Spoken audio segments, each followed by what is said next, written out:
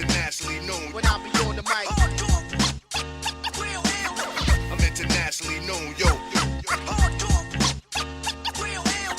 I'm internationally known. when I be on the mic, So all hail the honorable. I'm internationally known. when I be on the mic. Ladies and gents, welcome to the Being Neo podcast, episode 3. All right, it sounds a little less corny, but I'm still just like, it's crazy. Some of you may be thinking to yourself, when are we going to see Neo on here having a conversation with a guest? That is a very good question. It's a very, very good question. And first, I just want to remind you that I am a Gemini. So technically, every time I record a podcast, even if it is just myself, I'm coming with my twin. And so these conversations are at the very least between my twin and I. But, I thought about that. I have some guests scheduled, and I thought about, bringing the guest conversation on now. But the reality is that I feel like this is kind of dating. We're kind of dating each other right now. We're getting to know each other. I'm sharing a little bit of myself and kind of the flow and how I am with things and sharing, we just had Meet the Host. And I really, really want my upcoming guests to be able to digest a little bit of who I am before coming on, because not each of my guests will be friends or people that I know. There are a lot actually that I have queued up, scheduled, ready, and anxious to speak to that I've never spoken to before. And then we'll also have some just straight crazy, hey, I just met you. You want to do a podcast kind of conversations. But that said, I want to, I don't want this to be a one night stand. Like we could do that, but I mean, that's short lived. And if we're going to get some of the people that I have mentioned on this podcast and some of the people that I really want to bring on this podcast, we're going to have to date a while. I'm going to have to get to know you. You're going to have to get to know me. We're going to have to take this slow, give you some time to read the room or the podcast. And so bear with me as I go through these conversations, unpacking the things that are in my mind. We are going to have an intense and super, super fruitful conversation. And when I say fruitful, I'm going to plant some seeds today as we have our conversation that I feel will pay out dividends in benefiting you, the listener, the viewer, in a multitude of areas in your life, in every area of your life. But first, we're going to have facts, because I don't want to share some of the subjective things in my mind before I give you some factual, objective information. So let's see. And today is going to be a little bit different because I don't have one fact. I have several. And I mean, listen, I don't have to hide this from you guys. If you read the title of the podcast episode, we're talking about fear today. So this is the reason why I'm telling you, I'm going to plant some seeds to free you from fear and allow you to find the courage that you've been looking for, or at least these are my hopes and desires, that I inspire you to find the hope and courage you've been looking for to break free from the thing that you haven't been doing because you're scared of it. But before we get into that, 5 things you never knew about fear. I felt like that was completely appropriate for today's topic. So, this was published in 2020. It was published in October 2020. How apropos is that? Right smack dab in the middle of the pandemic. Or, yeah, I think that's funny. Okay, so understanding the science of fear. I'm not going to read all of it because this is not what this is. So 1, fear is physical. Fear is experienced in your mind, but it triggers a strong physical reaction in your body. As soon as you recognize fear, your amygdala, small organ in the middle of your brain, goes to work. It alerts your nervous system, which sets your body's fear response into motion. Stress hormones like cortisol and adrenaline are then released. Your blood pressure and heart rate also increase. You start breathing faster. Even your blood flow changes. Blood actually flows away from your heart and into your limbs, making it easier for you to start throwing punches or run for your life. Your body is preparing for fight or flight. All right, so 2, fear can make you foggy. As some parts of your brains are revving up, others are shutting down. When the amygdala senses fear, the cerebral cortex, the area of the brain that harnesses reasoning and judgment, becomes impaired. So now it's difficult to make good decisions or think clearly. As a result, you might scream and throw your hands up when approached by an actor in a haunted house, unable to rationalize that the threat is not real. Okay. 3. Fear can become pleasure. But why do people who love roller coasters, haunted houses, and horror movies enjoy getting caught up in all those fearful, stressful moments? Because the thrill doesn't necessarily end when the ride or movie ends. Through the excitation transfer process. Yeah, wow, I like that word. So before I continue, I used to have to learn a series of words and the meaning of those words and how to use them in various forms every week. It was something my mom required of us. I now have an extensive vocabulary, which I love, but excitation is just it's a great word. In either case, I digress. Your body and brain remain aroused even after your scary experience is over. So during a staged fear experience, your brain will produce more of a chemical called dopamine, which elicits pleasure. Okay, and now fear is not phobia. So we're going to go into the differences of that. So if you're slightly uneasy about swimming in the ocean after watching, say, the movie Jaws, the movie did what it set out to do. But if you find yourself terrorized, traumatized, and unable to function at the mere thought of basking on the beach, you might be experiencing more than just fear. The difference between fear and phobia is simple. Fears are common reactions to events or objects, but a fear becomes a phobia when it interferes with your ability to function and maintain a consistent quality of life. If you start taking extreme measures to avoid water, spiders, or people, you may have a phobia. Okay. And then last but not least, number 5. And I'm sorry, for those of you that are watching the video aspect of this podcast, I apologize when I'm looking down at my phone. Part of me is still very much in my podcast mindset, in which case the audio has to be clear, but you're not really looking at me. But the reality is you are looking at me because this is being recorded. All right, all of that said, the last one, fear keeps you safe. Fear is a natural and biological condition that we all experience. It's important that we experience fear because it keeps us safe. Fear is a complex human emotion that can be positive and healthy, but it can also be negative. It can also have, negative consequences. If a fear or phobia affects your life in a negative and inconvenient way, speak to your primary care provider who can help determine the kind of treatment you might need. Or don't do that because that sounds absolutely stupid. You can talk to your primary care health, but like, what are they going to do? Write you a script for Paxil? This is a great time to say I'm in therapy, and I think that you should be in therapy too.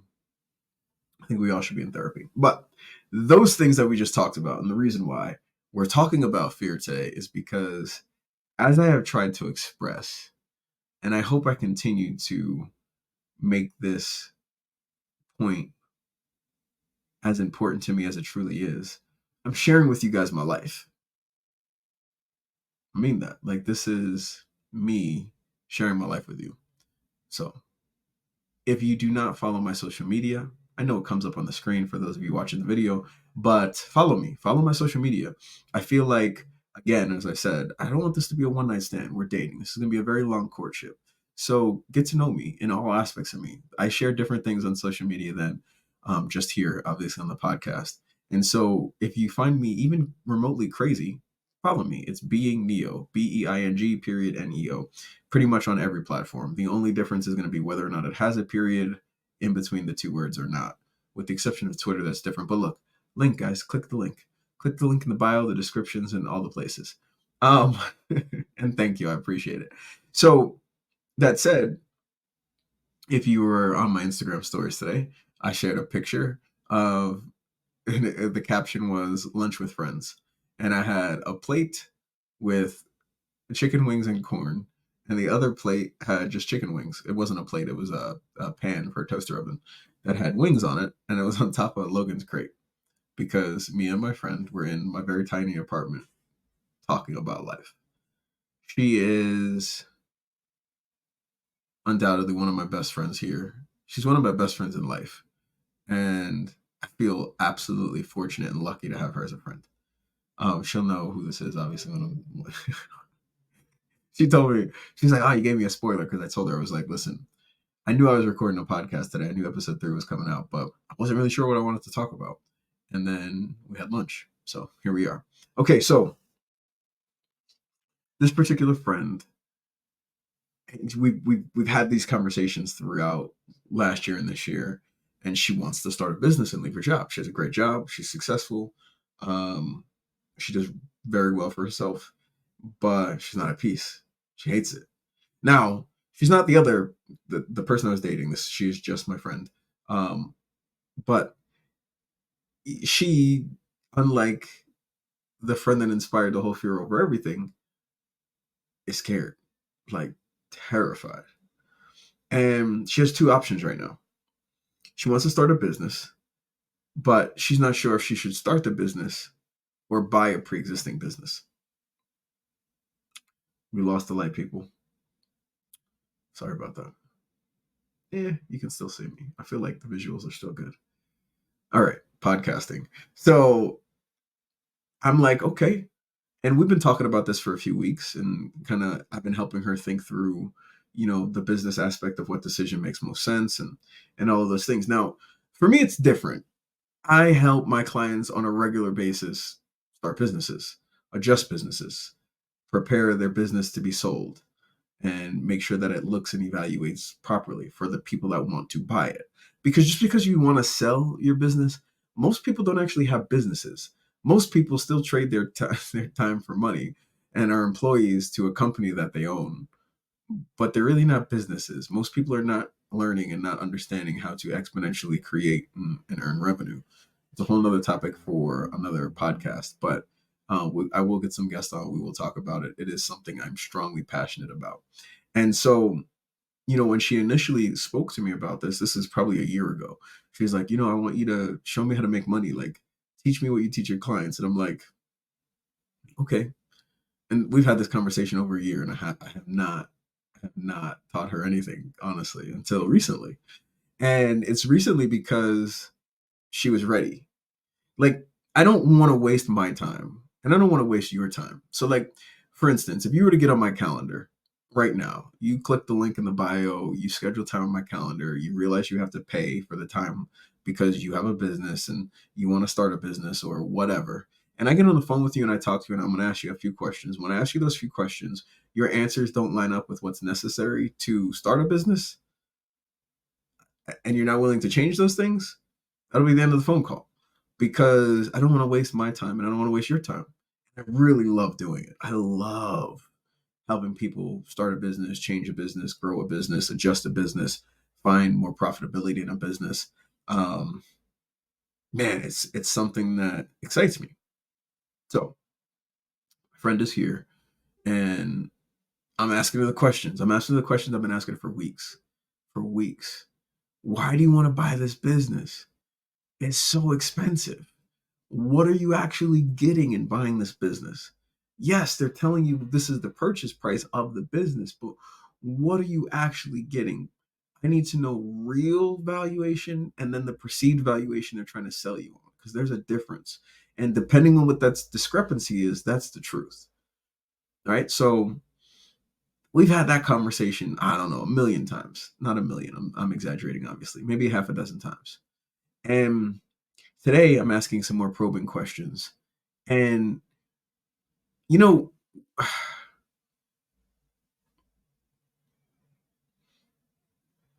I am, I love to teach. I love to teach because whenever you're teaching someone something or helping someone go through something, as a teacher, for me personally, it allows me to look at things from other perspectives, always. And, in the whole being new and having a new perspective and a new outlook from one moment to the next, I love the opportunity to teach because it allows me to evolve my thinking and approach in viewing and perceiving life in general, but all of the little details that comprise life as well.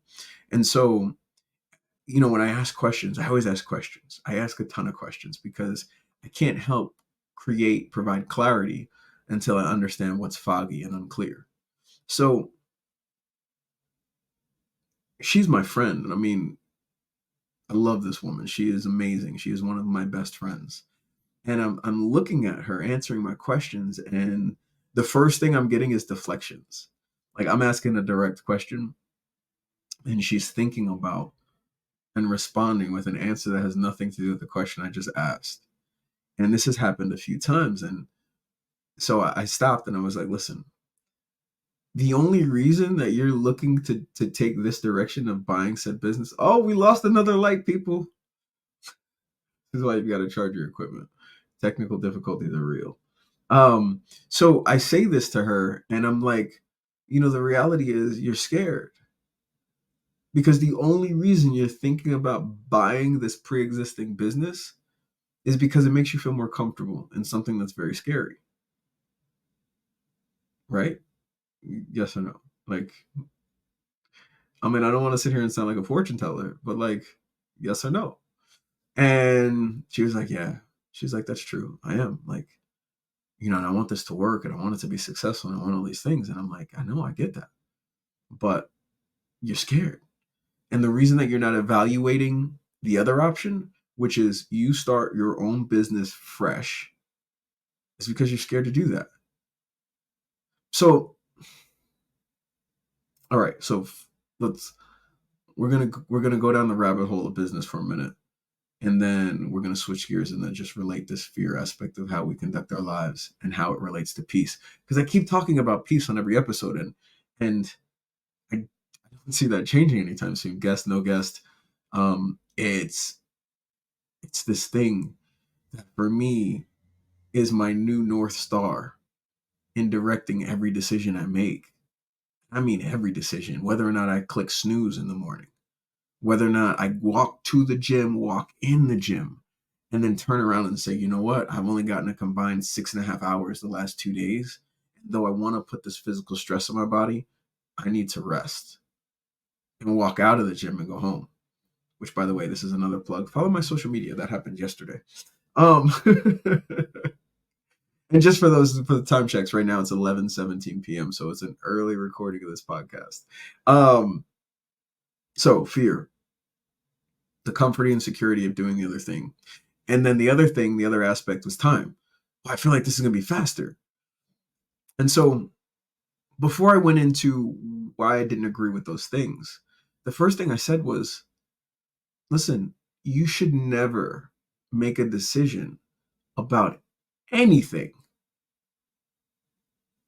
with fear factoring in as weight. You can't do it. You cannot do it. All right. It's crazy to me how certain things segue.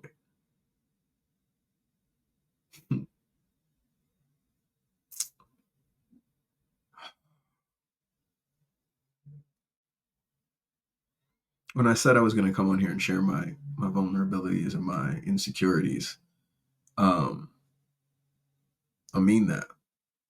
But I also mean when I tell you I don't have a direction for these podcasts when I hit record, I mean that too.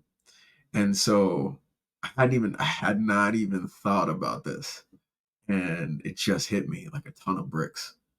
And so I'm going to share with you the evolution of my life and where and how I am where I am, how I'm even having this conversation about fear. Oh man. You guys like this? We vibing? We cool? I mean, like, I love this stuff, man. I love sharing these things with you guys. I have a friend of mine. This is from North Carolina. He was at my wedding. My, I don't want to say the last wedding I'll ever have, because I've also realized here recently and lately that I've never experienced a true, pure, innocent love with anyone that I've ever been married or in a relationship with. And I'm starting to learn that just now in the evolution of my friendships. And it's amazing. It's amazing. That's a whole nother podcast. It's a whole nother episode, guys. Okay, so fear. My actions and responses to fear in life in general. Okay, so I have mentioned briefly, canine training and Logan, my dog, and you guys see him with me, and um, I cannot tell you how many raising working puppies I have ruined during me learning canine training. So many. But and let's do some definitions because I feel like context is important. So when I say canine training, I guess I could edit and throw up. I'm not going to do that, people. I want to make this easy. I'm sitting here like, I could throw up some of my canine training. This is what, if you want to see me train canines, you want to see some of my clips, go on my Instagram account and scroll all the way to the bottom of the reels. Just all the way to the bottom. And I mean all the way to the bottom, because when IGTV was IGTV, I was doing a seminar and I had posted some videos of some of the like live scenarios, and they're on there as reels now. But and I'll share some things too. Eventually, I'll put some clips up. I have some things. I'm sitting here thinking about my schedule and things tomorrow, and I don't want to promise you guys that I'm gonna edit and upload some of my clips of me training canines right now to this video feed. So we're gonna move on without that. But I am the guy. I can't even say I'm the guy. I train canines comprehensively. And when I say comprehensively, it means in the aspects of what's necessary for work, for police work. I mean military work too, but the aspects of detection, obedience, and apprehension. Now, detection can be in two forms, like detecting things that you're looking for and say like a room, a space, a luggage, whatever, detecting those things. And then you also have tracking, which would be picking up a scent on something and then looking for that through items, through air, through ground, tracking said scent. Those are two different forms of detection. They work differently, but you'll never hear me say I'm an expert in any of these things, but I'm pretty good. Um, I'm pretty good in duplicating the response that I'd like to elicit for said things. So for finding something and or tracking something. Um, but there's always room to learn. And so you'll never hear me say I'm an expert in those things, no matter how long I've been doing them, because there's always an opportunity to learn, to do it differently, do it better, do it more efficiently, do it differently based on the dog and the dog's response and how the dog is responding to said stimulus, said corrections, said desired results, et cetera, et cetera. There's a million and one factors, right? So when people are like they're master dog trainers, I just kind of laugh because I can't even tell you how many dogs I've trained to certification, and I'll never say I'm a master dog trainer. So there's that. But I digress. We're going to talk more specifically about the apprehension part, because that's the part I love the most. And so apprehension is bite work, like where dogs take their teeth and bite you, like literally bite you. I don't know how else to say that. They bite you. Um, and the job of the decoy is not to just get bit. Like you wouldn't need a person for that. You could just set up a dummy, a scarecrow or something, and send a dog to bite that. But it's to, oh man, it's to do so much. But the reality is a good decoy. And let's talk good training decoy, because there are different decoys that are good at doing different things. This could be a whole nother podcast too. Well, don't worry, I'll have some dog people on. We're going to talk canines. It's one of the things I've done the longest in my life. So we'll talk canines. But this aspect, apprehension, bite work, when you're doing this, not only are you trying to elicit a certain mood from the dog, but you're reading the dog. You're reading the mood and personality, the energy that the dog is bringing to said apprehension every single time. I don't care if you're in a dark room and you can't see the dog and the dog is attached to your body, or you just hear the dog coming in looking for you. You can read a dog, whether it's steady and focused or frantic and hectic, even in its search, even in its breathing, even in its pattern of moving, without looking at the dog at all. Now, when you look at the dog, there's even more information that you can bring in and read and understand about the mood the dog is in. But as a decoy, as a training decoy, your job is to bring out what the perfect mood is for said dog.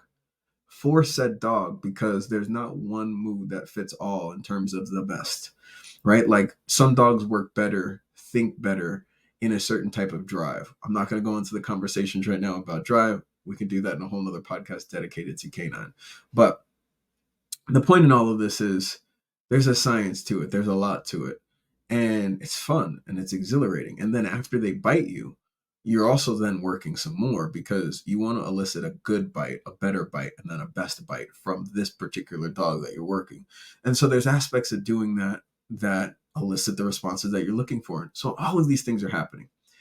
And I'm saying this because you, as a decoy, if you're a good training decoy, you have to be able to deal with this animal that's in your face, that's attached to your body with its teeth, and think and read and react and respond. And why am I saying all that about fear? Because this guy, me, Neo, until I was, man, when did I get these puppies? I had to be 20, 19, 20. I was petrified, petrified of dogs. I didn't care what breed, I didn't care what size. It could have been a Chihuahua. When I say petrified, let me give you guys some scenarios.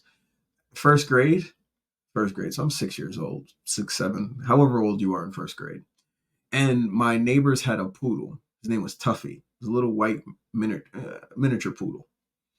This dog is standing at their front door on their quarter-acre lot property,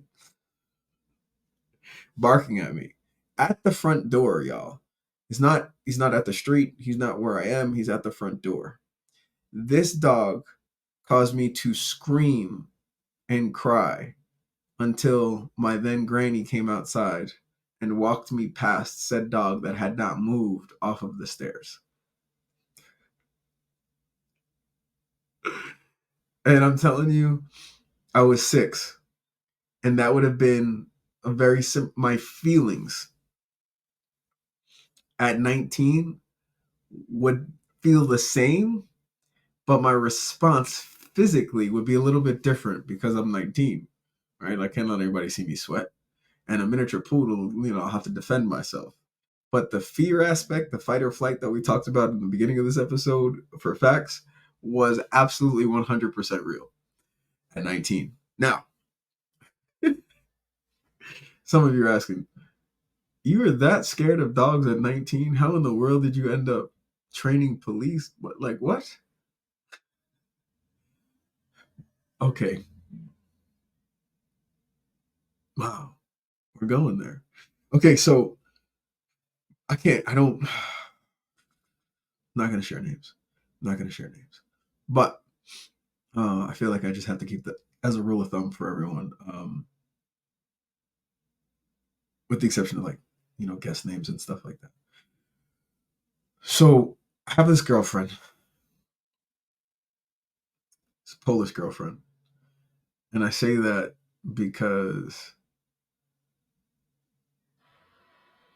it's relevant to the story in terms of my time frame and thinking about my relationship with her.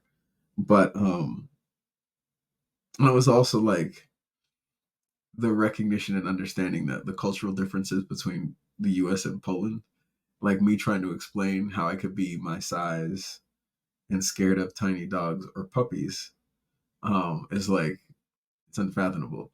It's like, no way, it's impossible. You? Come on. So I say all that to say, when this then Polish girlfriend said, hey, I want a puppy. And at the time I lived off campus and had my own apartment. I was like, okay, cool.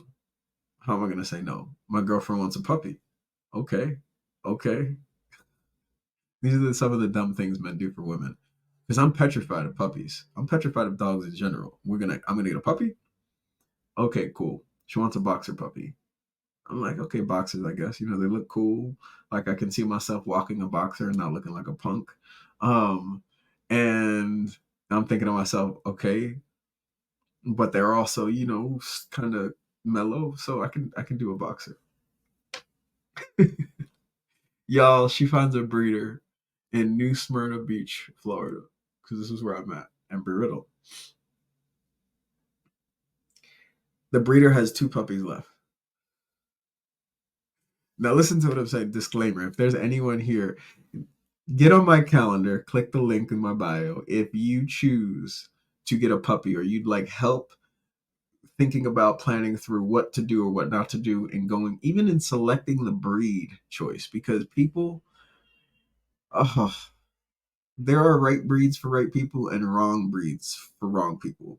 So even breed selection is very important. But all of that said, we get to the breeder and the breeder's got two left. Never ever ever get a brother sister puppy. Never ever ever raise a brother sister puppy. Ever. Ever. I don't know this. I don't know anything about dogs. Cool. Let's get Nelly and Dog. Side note, we're gonna have a test on this. There's gonna be a podcast episode like 100. I'm gonna do trivia questions and giveaways, and the trivia question is gonna be on episode 3. I mentioned having two puppies, the first two puppies in my life.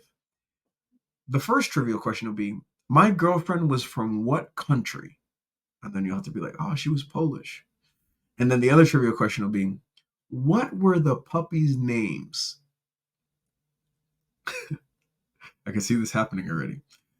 Oh, maybe that'll be the episode we have Alicia Keys on, episode 100. No, probably not. At the rate that I'm going right now, this being episode 3, I feel like we're going to need more than 100 episodes.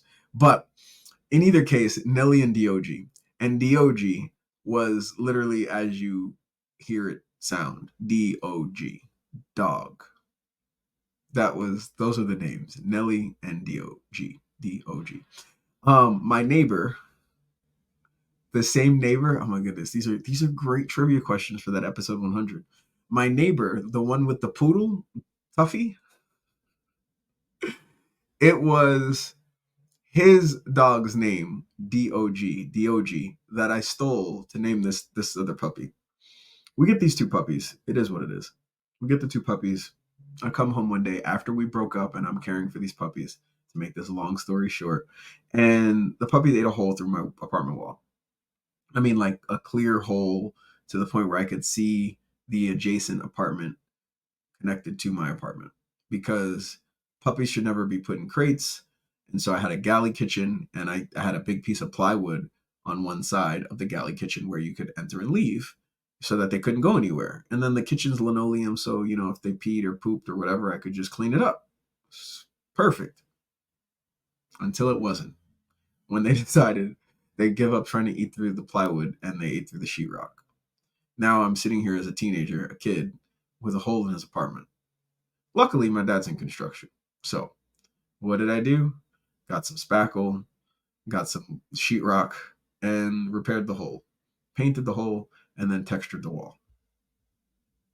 Yes, Dad, you should be proud of me. You never even knew I did that.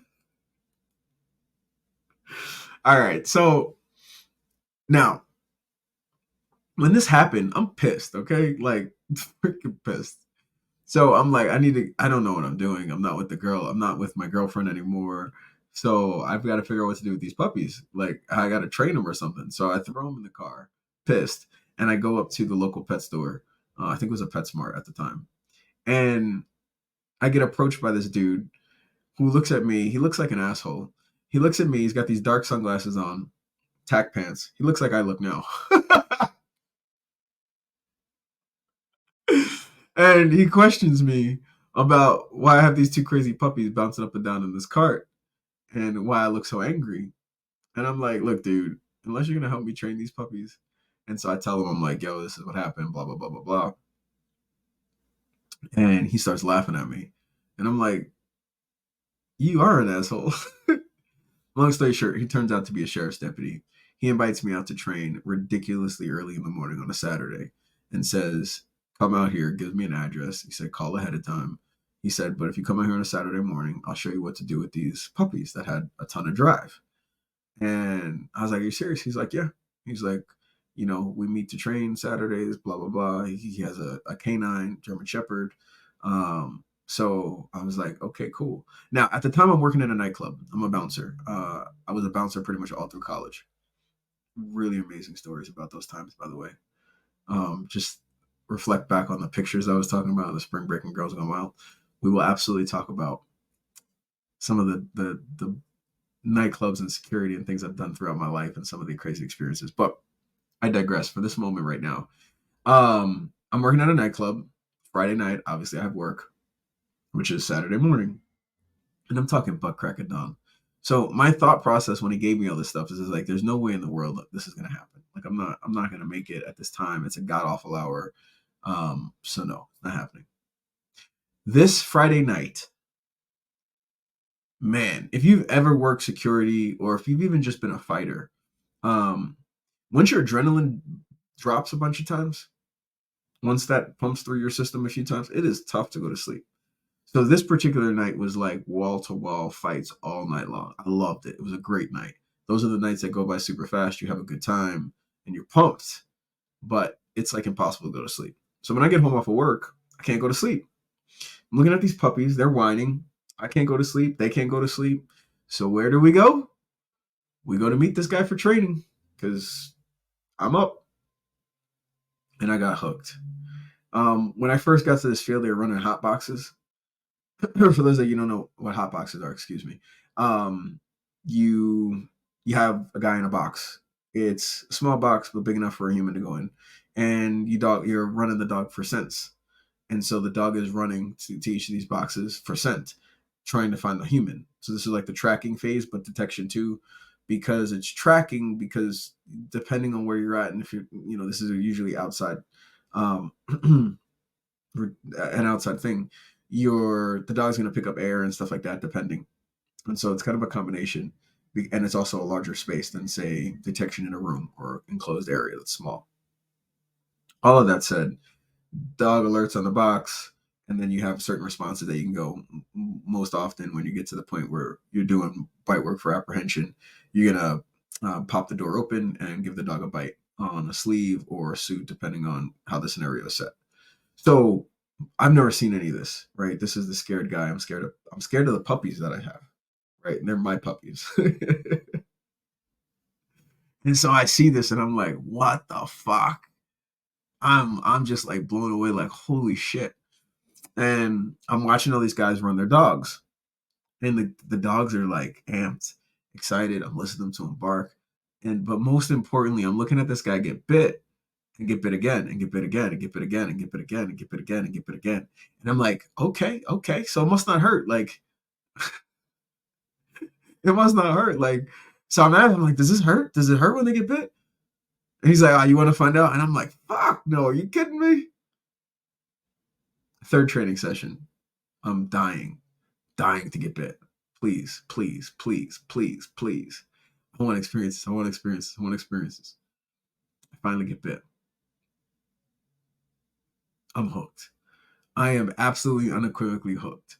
Um, it was the scariest, most exhilarating, and most free moment in my life. In that moment, when that dog bit my arm in a bite sleeve, I felt like I had just accomplished every fear I had ever had in my entire life. And I was like 20 feet tall. I felt amazing. And it hurt like hell. Um, I remember thinking, how the fuck can this dog compress a sleeve?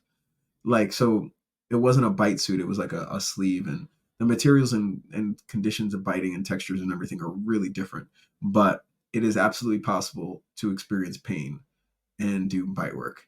And I mean, oh my goodness, it's painful. Depending on what you're wearing, it is 100% painful. But that doesn't change the fact that you still do it. Um, I have had numerous dogs bite through suits. And I mean, I have scars all over my body from dogs going through suits, causing me to bleed. And I remember, oh my goodness, I remember this one Belgian Malinois that he had been off the plane for maybe 3 hours. This guy just imported the dog from Belgium. He was an NVBK dog, and I'm in Texas. And he shows up with this dog, and I'm in Kaufman, Texas, working dogs. Let me just tell you, working dogs in a full bite suit in Texas in the flippin' summer is literally hell on earth. Ay Dios Santa Maria. It's horrible, okay? And I'm in a thermal because if you try to wear a short sleeve shirt, a tank top, or whatever, and you're dark skinned like myself, you're attracting all of the heat. So it makes it even hotter. So I'd wear a thermal, cotton thermal, because it would let me breathe. It would allow me to still slip in and out of my jacket if I had dogs that I was teaching and slipping the jacket to. All these different things. I'm wearing a thermal and I'm dying. But I'm also soaking wet. So when you're wet, it's sweat in your mind. It's always sweat until it's not. And so this particular dog, I will never forget. Dude, this dog bit my leg. And I remember thinking to myself, holy fuck, I have never felt pressure like this before. It was, and I mean, listen, I'd done bite work on Rottweilers, German Shepherds, Presa Canarios, Tiny Corsos. I mean, big ass dogs. It didn't fucking matter. I mean, this is a big Malinois. It didn't matter. I had never experienced bite pressure from any of those breeds like this particular dog. Now I know there's videos and everything all over the internet about, which breed has the highest bite pressure. And whatever they tell you, I think with Rottweilers one, it's bullshit. It's all bullshit. You know why it's bullshit? Because it's not the race that bites. It's not the race of the breed, of the dog that determines the bite pressure. It's the dog. So like you can have a Rottweiler that has a lower bite pressure than a Doberman, or lower bite pressure than a German Shepherd, or lower bite pressure than a Malinois. You can also have a Malinois, like this fucking Malinois, have higher bite pressure than the others. And so it's not breed dependent. Okay. All right. That said, now that we've cleared that up and I've provided you another fact for the night, when the dog bit me and I'm feeling this bite pressure, I'm working the dog, I'm feeling the pain, I'm loving it. It's all good. And is it? I worked the dog. I probably did like 3 or 4 sessions with the dog.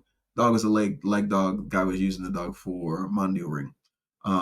Younger dog. I want to say this dog was like 16 months, 18 months at the time. Incredible, incredible dog. I take my bite pants off at the end of this. My entire leg is maroon, because I have been soaking and dripping blood for hours. So that scar is gnarly. Whatever. I clean up, I get going. But my point in saying all of that is this was a fear for me. And geez, I love how like my brain unlocks another nugget to share. The fear of dogs for me, prior to these moments and prior to me now training dogs to bite me as aggressively and as harshly as possible, as violently as possible, with the clearest head and intent to do harm. Literally, this is the mood I want for my dogs when they're biting. Was because I was ignorant. 100% ignorant. I was scared of dogs because I didn't understand them. Right? Like I didn't know why they barked. I didn't know why they would move frantically. I didn't know why they would seem so sporadic. I didn't know why they would be laying down for hours and then all of a sudden randomly want to cause me terror. When I finally get into a room and I feel comfortable and settled because the dog hasn't moved.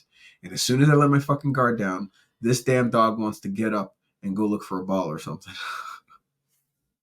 I was terrified as a child. Man, I remember running from a Rottweiler, which is my favorite breed, by the way. This Rottweiler, when I saw it, I thought it was like the dog from Sandlot. Okay, what's his name? Zeus. Zeus. Old Zeus got out the fence again. That's what James Earl Jones said in Sandlot. Love that movie. You're killing me, Smalls. Um, this Rottweiler. Shout out to Anthony. I'm not gonna throw last names, but if he listens to this podcast, he'll know. Man, this guy had a Rottweiler. It's a puppy. I didn't know it was a puppy. All I said, he was like, "Do you want to meet him?" He opens up his fence, and this dog comes running at me at what I felt like was 100 miles an hour. And I'm like, I don't know, 14. I'm on my bike, okay, people? Bicycle, obviously. This dog and me, I'm so scared. I'm so filled with fear. I drop my bike, which is obviously a faster form of transportation, and I run. Now this puppy, it's a puppy. It's 6 months old. I run 4 blocks, easy 4 blocks. Okay, and I'm talking like Billy the Jet Turner. Okay, I'm out. Is it Billy the Jet Smith? Dang it, I can't remember now.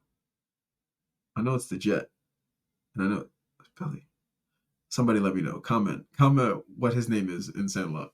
But I'm out. Okay, I'm gone, and I'm running for blocks. I ran so hard, my legs felt like I had done squats, like the heaviest squats, my 1 rep max for 20 reps, and they felt that way for a week. I'm not even joking. All of the blood left my heart and went straight to my legs so I could fly. And I flew. Okay. It was, oh my goodness. It was crazy. The dog I think stopped running like 3 houses down because again, it's a puppy. It wasn't wasn't it wasn't trying to do anything but be a puppy.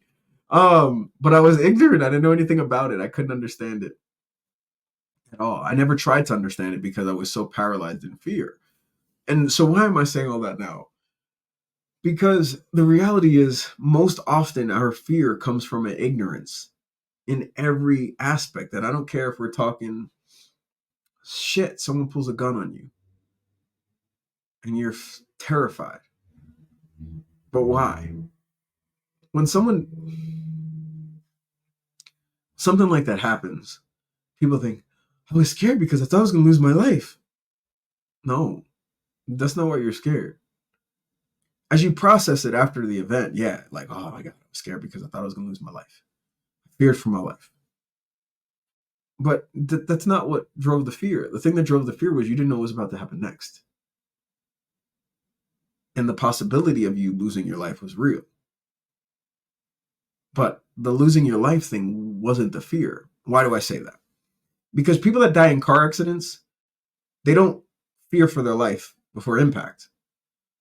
They died instantly. They had the impact that killed them.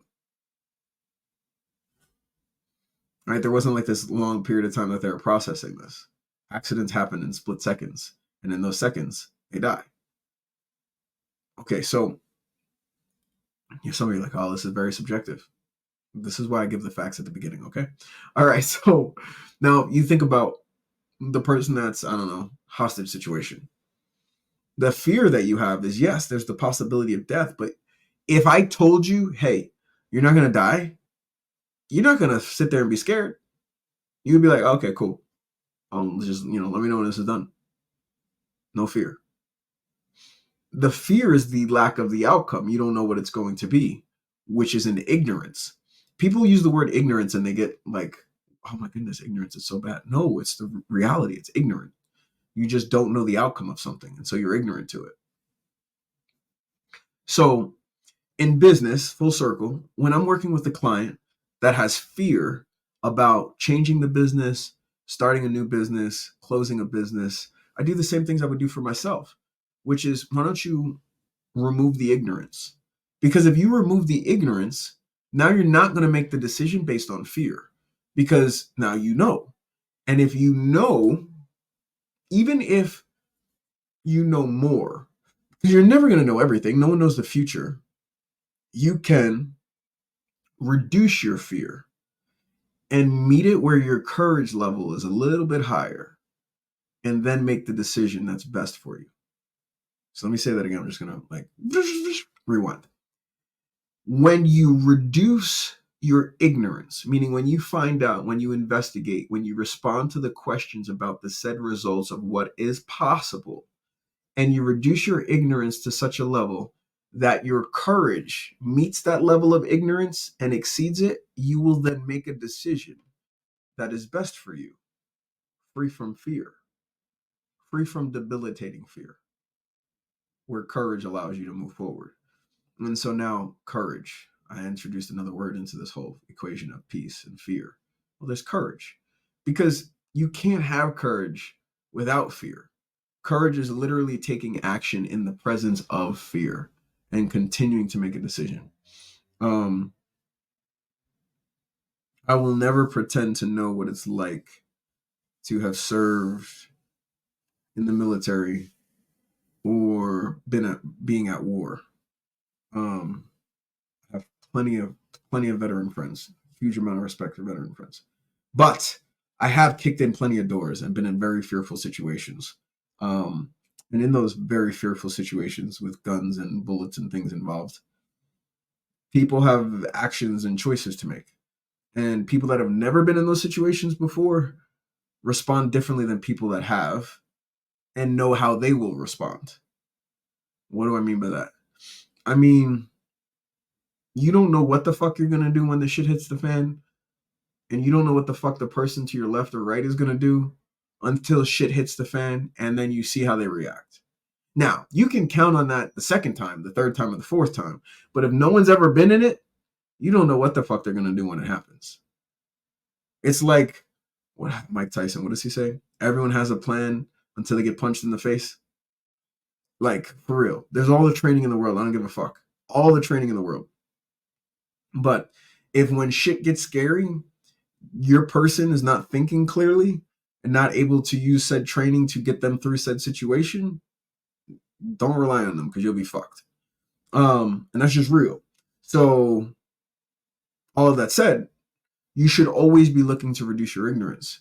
It's one of the reasons why when I was a kid, I'd open up electric equipment. I don't give a fuck what it was, radios, computers, floppy drive discs. Like, if it was electronic, I'd want to open it. I didn't do it to TVs because I wasn't like suicidal. I didn't want my parents to kill me. But I'd open it because I wanted to learn how it worked. It was the first way I started learning like the paper cones in speakers and how the paper cones and the vibrations from the sounds and the signals created sound and music that we listened to through radios. That doesn't really mean anything as a kid that took apart a radio. But later, when I competed in sound off competitions in my Nissan Maxima and was trying to increase the decibels formed in building a box with the cones and subwoofers, yeah, it meant a whole lot.